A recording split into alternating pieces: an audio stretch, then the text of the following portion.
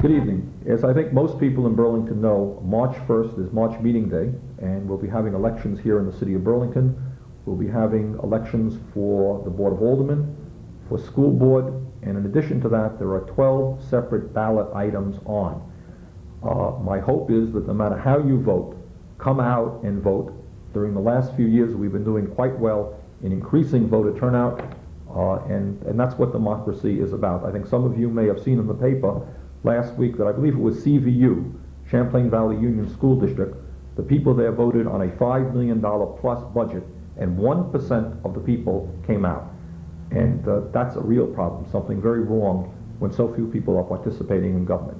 There's a lot that's going to be on the ballot. We're dealing with a wide variety of issues, including improving our vehicles for our fire department, getting some money available for us to do capital improvements for our parks department, for our streets, for our libraries. We have a number of questions on which are basically advisory questions. One of them deals with, do we or do we not want the Congress to go forward with a national health care program, similar to what we have in Canada? I believe in that. Maybe you do, maybe you don't. Come on out and vote your conscience. We have another issue on, which is again advisory, asking whether or not you want the City Council in Burlington to take bold steps in terms of zoning ordinance to protect us against the kind of development many of us may not want. I favor that. I don't know how you feel, but I hope you'll come out and voice your opinion on that. Whole lot of important issues on. Hope you study the issues and come out and vote on March 1st. This evening, we're going to concentrate on what may in fact be the most controversial issue that is on the ballot, and that is appropriately ballot item number 1, dealing with child care. And my guests on the show are Jane Driscoll, and Jane is head of the Mayor's Youth Office. She is a Ward 2 representative on the Burlington School Board, and is one of the people who helped found the Children's Space, which is a very excellent child care center, and is quite knowledgeable on the issue of child care. And over here on my right is John Franco, who has been an assistant city attorney in the city of Burlington for how many years now, John? Oh, 5 or 6. Somewhere around there. And John has helped us not only on this project, but on many other areas in terms of coming up with some rational and sensible financial approaches to some of the problems that we're facing. Let me start off by reading the legalese as to what you'll be reading when you walk into your polling booth. It's very complicated, but it sounds complicated. In fact, it is not. But let me read the language. Shall subsection 64 of section 48 be added to the city charter so as to authorize the creation of a child care development fund to assist needy persons employed in Burlington in meeting child care expenses according to procedures to be developed by ordinance through special assessments on non-residential property except for farmland, vacant land zoned RCO, and land used for pious reasons, and to authorize the annual appropriation of not more than $600,000 of fund revenues for such purposes. Now, in English, what does that mean? What it means is that we are proposing the establishment of a child care development fund, which, upon ordinance passed by the Burlington Board of Aldermen, could, if they so desired, raise up to $600,000 to be used for child care purposes in a program to be developed by the Burlington Board of Aldermen. Basically, that's what is going on. Let me at this point turn the mic over to Jane Driscoll. Jane, you are supporting this charter change. What is it about? Why, in your view, should it be passed? Okay, one of the reasons that we got involved in child care were manyfold. A number of things came together at the same time. Child care centers were coming to the city expressing real concern about increasing financial difficulties and lack of stability in the staff because of that, lack of a high turnover in staff. The state was real concerned about the true cost of care versus the parent's ability to pay, what it costs to provide decent quality child care for children is a great deal more than the $75 a week that most places charge. As a matter of fact, the coordinator of child services for the states estimates that on average child care is underfunded by 30%. At the same time, business had identified child care as a concern because of the extreme labor shortage they're facing. The problem is very clear. Caregivers are being paid $4.60 an hour, and these are people with college degrees. We've got parents being paid $75 a week, an average of 25 to 30% of their income. There's an extremely high turnover rate in child care providers. I think it was 56% this year. And if you had that kind of a turnover rate in your public schools, how would you feel? I mean, it just doesn't give you any sense of security that your children are in a safe, good place to be. It's not a good environment. At the same time, the workforce is changing. There's major increases in the workforce. Women are nationally, 52% of women are out in the workforce. In Vermont, it's 62%. The problem is there's not enough money in child care, and that's the only way that we're going to really be able to address it. Sure, there are a lot of other recommendations, and we're moving forward on them too, on how employers can help and how legislation at the federal and the state level can be implemented. But the only way to address this comprehensively is to put in enough money to be able to stabilize the child care facilities and increase the quality. Okay, thanks. Now, one important point that should be made about this charter change is that it will not require any increase in the property tax rate for residential units. In other words, homeowners are not going to be paying any more in property taxes. And the reason that we developed this charter change to ask employers, whether they are in the business sector or the larger tax-exempt institutions, such as UVM and the medical center, is we felt that it was appropriate to ask those people who are employing other people to take the financial responsibility for making sure that their workers had adequate child care. So one point that we want to make is that this money will not be coming from homeowners. John, the business community says that we are picking on them, poor souls, and the University of Vermont is very upset about it. Their full-time lobbyist is working very hard to try to defeat this proposal. Are we being unfair, and are we picking on the business community and the University of Vermont? The funding source has been the most controversial part of this proposal, and the criticism that we're picking on business has absolutely no foundation. The truth of the matter is that the amount of money that business will be paying through the special assessment is exactly the same amount of money that they would be paying if we had raised a general city property tax to fund this.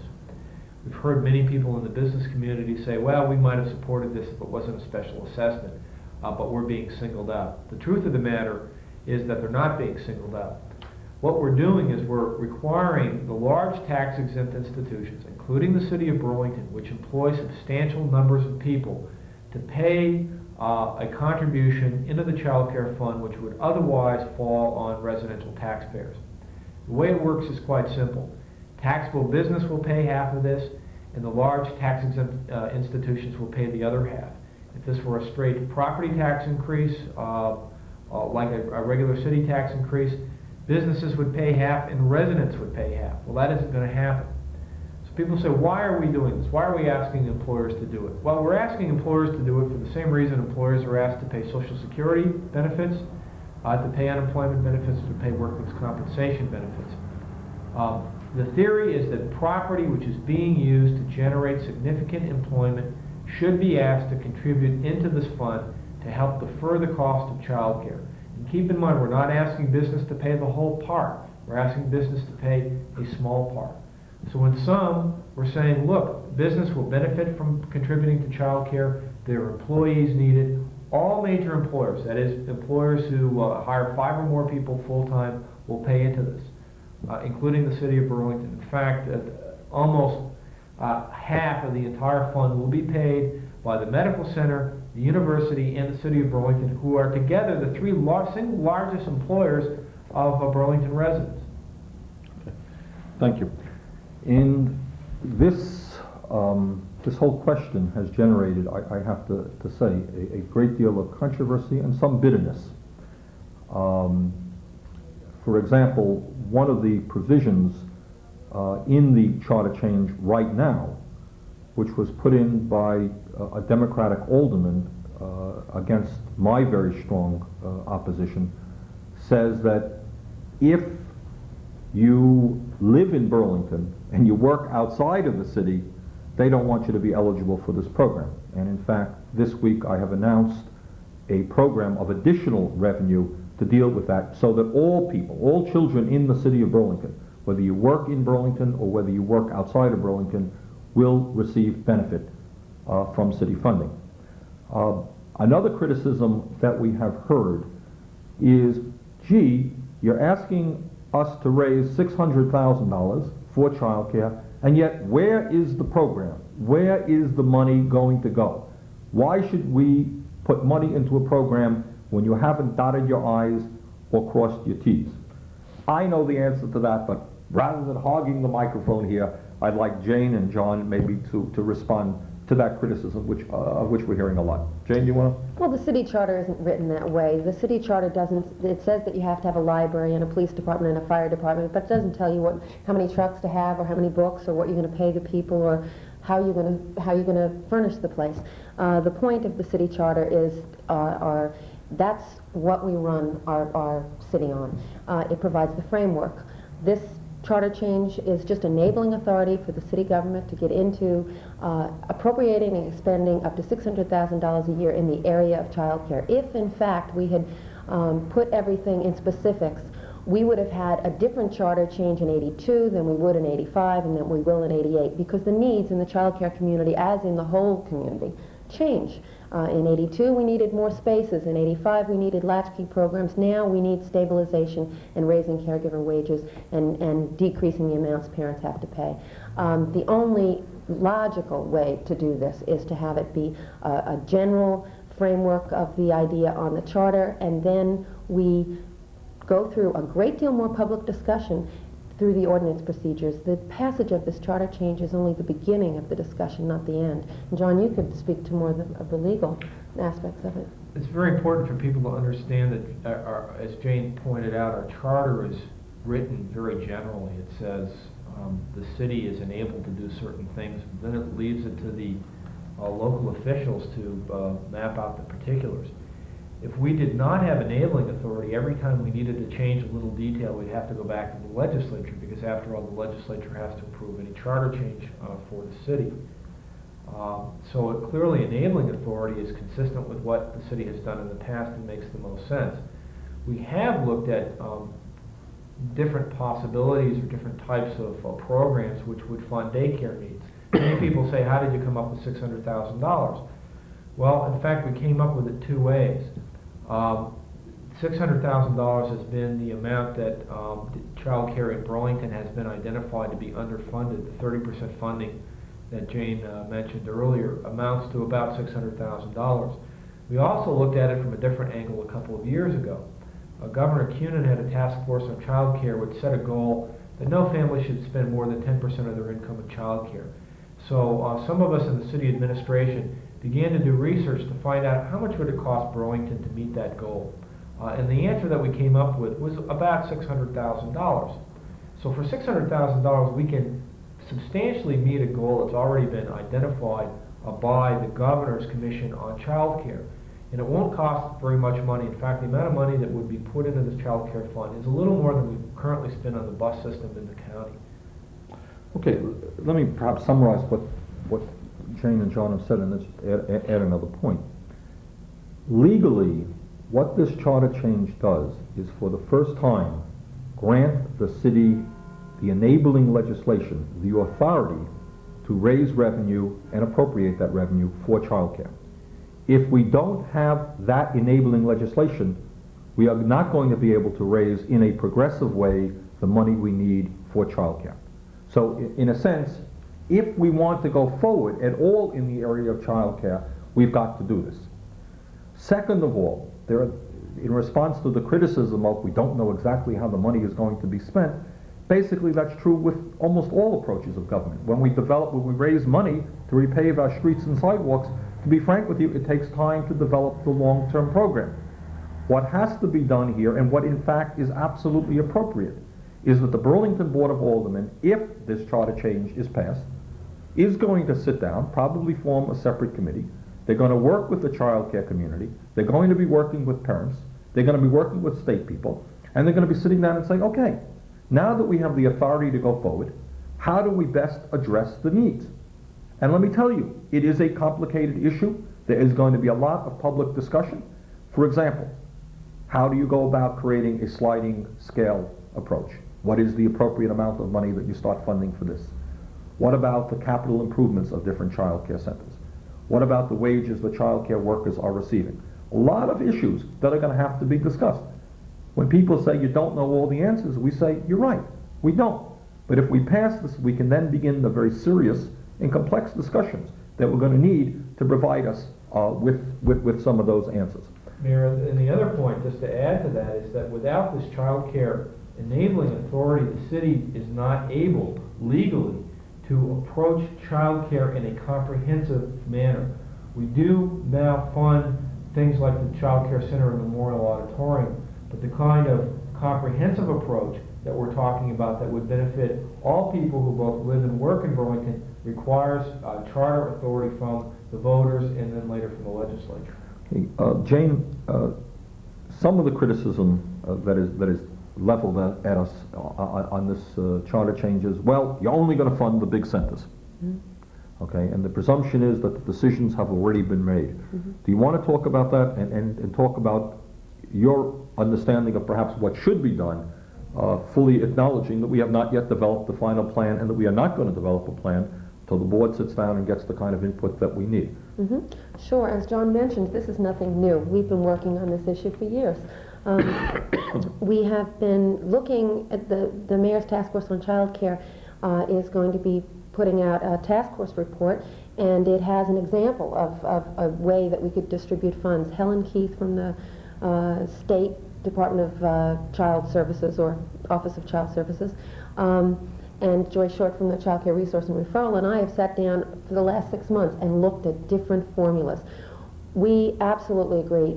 Big centers aren't the only places that need help. The daycare homes need help too. What we're talking about is, in this approach, having money be funneled into registered or licensed homes and centers. And the impact of it would be to establish a sliding fee scale, as John said, to hopefully begin to get to the point where where people are not paying more than 10% of their salary for childcare. I think it's important to point out again, because I'm not sure how many people are fully aware of the cost of childcare in terms of somebody's income. And I think this needs to be repeated. Let's just say you're a woman, maybe a single head of household, and you're making $15,000 or $18,000 a year, which is certainly, many people are earning less than that within our community. Mm-hmm. Okay, and you're bringing home $300 a week or less than that after taxes. If you have one kid in childcare, on the average you're paying about $75 a week. Some of the centers are more expensive than that, some are less. So stop for a moment and think about a working person wanting to improve the life of her family, getting off of welfare, if you like, or simply wanting to go out and be a productive member of society, contribute to their community. They're being asked to pay perhaps 1/3 of their total income for childcare. If you have 2 kids, forget it, because really it does not make any sense whatsoever to go out in the workforce and be paying $150 a week to have your kids taken care of. And I think the point that Jane made a moment ago, once again, is that I know, and I've listened to some of the radio talk shows, there are a number of people who say, hey, when I was a kid, our family took care of its own. You know, we don't think that people need child care, we don't like child care. I don't want to argue that point, and I'm not here to argue whether child care is good or bad. Certainly it is not my desire or function to tell people whether they should use child care or not, whether people should go into the workforce, whether they should stay home for family with their kids. That's not what our job is. All that we can say is what the facts are. And my friends, the world has changed, and for better or for worse, other people can decide. But the reality is now is that in many instances it takes 2 workers in the family, husband and wife, to bring home the bacon to keep the family going. That's the reality. Wages are not keeping pace with inflation. Women have got to go out in the workforce along with their husbands. That's one of the realities. So if that is true, what happens to the kids? And I think the issue is, do the kids get quality child care, or do they get dumped in some places where the child care is not good, where kids are spending their whole day watching reruns on TV. That's number one. Number two, again, for reasons well beyond our control. I don't want to argue the pluses or the minuses of that. There are many women now who are bringing up kids all by themselves. Okay? What do? We hear time and time again people say, we don't think people should be on welfare when they're able-bodied and they should go out and work. And I've talked to many women, and we have programs in the city, and the state has programs that are saying to women, get off of welfare, go out in the workforce, get a job and take care of your family. The truth is that women, or occasionally men, cannot do that if they're not going to get the kind of assistance they need for child care. And it's also not just the people that are really the very poor. Absolutely. It's all the working poor, the people that are making $20,000 a year and spending $4,000 of it on child care. Now that's enormous when you figure that another $4,000 goes to other federal and state taxes. The point is that our program... You just figured out your taxes, I know, you're upset about it. The point is that we'd have to figure out a formula that dovetailed with the SRS sliding fee scale and with the tax credit for the federal government and what the city share should be. For instance, a person for $20,000, the tax credit they'd get would probably be about $950, and then the city share could be another $900, and then they could pay $2,000 or another $1,100, and they could pay $2,000, and still it's only 10%. We've really helped them. John, you've done a lot of work on that. So the big problem with daycare affordability is not people who are very poor, not people who are affluent yuppies. It's the vast majority of working people who earn under $30,000. Particularly the people whose income brackets is $12,000 to $25,000 a year, which is a lot of people who work in services and in retail trade. Those are the people that get the biggest bite, and the reason is that they don't make enough money to fully benefit from the income tax credit, but they don't make too small enough money to qualify for social services.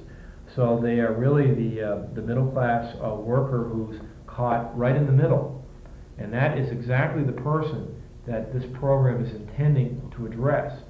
The family with the two people in the workforce, homeowners, trying to keep things together by having both people out in the workforce. So it's not if the idea is that this is a welfare program, that's not it at all. It's a program to provide a benefit to people who enter the job force. And another point is that in many countries, such as in Canada, child care has become a right that people come to expect, just as medical care is a right that people come to expect, or as we expect Social Security here in this country. What we're really asking people to do is to take a look forward and a step forward and say, hey, quality child care in the realities of the 1980s and the 1990s is really not a privilege anymore. It's a right that every working person ought to have. You know, let me just pick up on that point. Historically, when you look and you examine the gains that working people have made, you know, over a period of time you begin to take these things for granted. But virtually every gain that working people have accomplished in this country or abroad was brought about through tremendous struggle, where the employers and the wealthy people said, no, you're not entitled to this, no, if we give this to you, it's going to be bad for the whole society. Some of you will recall the fight that was waged in the 1930s for the right of working people to create unions, the fight that took place for a minimum wage, the fight that took place for Social Security, that's still taking place, the fight that took place for Medicare or Medicaid. Every struggle that working people have won was always opposed by the employers and the wealthy people, because basically they've got it all, and in my view they're not very interested in sharing it. I have to say, I get very angry, and I have to apologize to people. I've had a bad week. You know, every place you go, we're bunking heads against people who have a lot of money. I was just down in Montpelier earlier this week trying to get the radical concept that maybe the hospitals in the state of Vermont, who are consuming our health care dollars, are in a significant way part of why health care costs are going up. We made the radical suggestion that maybe they should open up their doors so the public might be able to hear, let alone partake of the debate. I only got the medical establishment down there saying, no, you can't do that. In Montpelier right now, we have a bill that would eliminate completely property taxes for low-income senior citizens by raising the property transfer tax in the city of Burlington. Frankly, I don't think that the legislature is going to allow us to do that. You'll have the real estate people down there, the big owners of real estate saying, no, we don't want them to do that. The issue here is not a complicated issue. In my view, as John was indicating, in other countries of the world, such as Canada, funny thing in Canada, is we've been talking about before, Canada has a conservative government in power right now. They are proposing, in a country with a population about 10% of ours, a $5 billion child care program for the next 5 or 6 years in Canada. In a country, 10% of our population. Our federal government, of course, is too busy waging the war in Nicaragua or giving tax breaks to corporations to be adequately funding child care.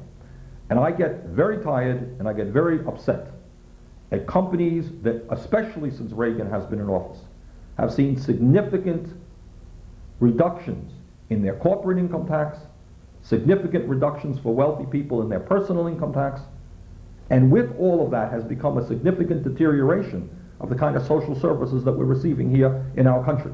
If, in fact, corporations and wealthy people are paying their fair share of taxes on the national level, you might have adequate federal funding for child care. We might not have had to bring this vote, but they're not.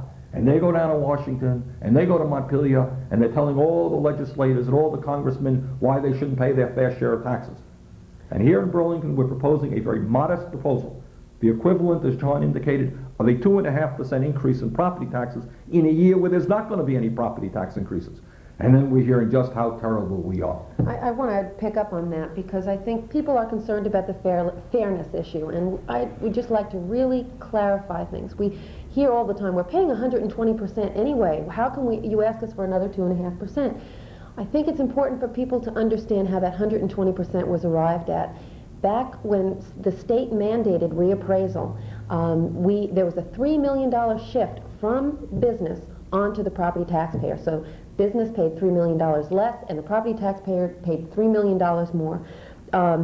The school department got $1 million, the city got $500,000. So actually, out of that 120%, it was 1.5 back. So they got $3 million cut, and then they had to give back 1.5. The main point, let me interrupt you because we're running out of time. Okay. The point that Jane's making is a simple point, that even within our city, as a result of reappraisal that took place several years ago, which was a very bitter pill that was forced on us by state government, the result of that is that the homeowners' property taxes in many instances went way, way up, and the business community's property taxes went way, way down. So you have many people in the business community today, the large owners of commercial and industrial property, are today paying significantly less in property taxes than they paid 3 or 4 years ago. And yet we're hearing, oh, it's just so terrible, you're asking us to contribute to child care. It's the same old story. It's the same old story. It has gone on for years, it's gone on for decades, and that's why the rich get richer. And I hope that people who are voting on this issue are not taken in by that argument. They're going to be spending, I have a feeling, significant sums of money on this issue. It's not a complex issue. The year will come, I predict, within a few years, when child care will be recognized as a right for our children and for working parents. I am proud that the city of Burlington continues to go forward in a progressive manner, leading the state of Vermont, in many ways leading what the rest of this country is doing. I hope that people will analyze the issue, and I hope that they will come out and vote yes on item number 1, which will allow this city to go forward in providing quality and affordable child care for the people of Burlington. Thank you very much.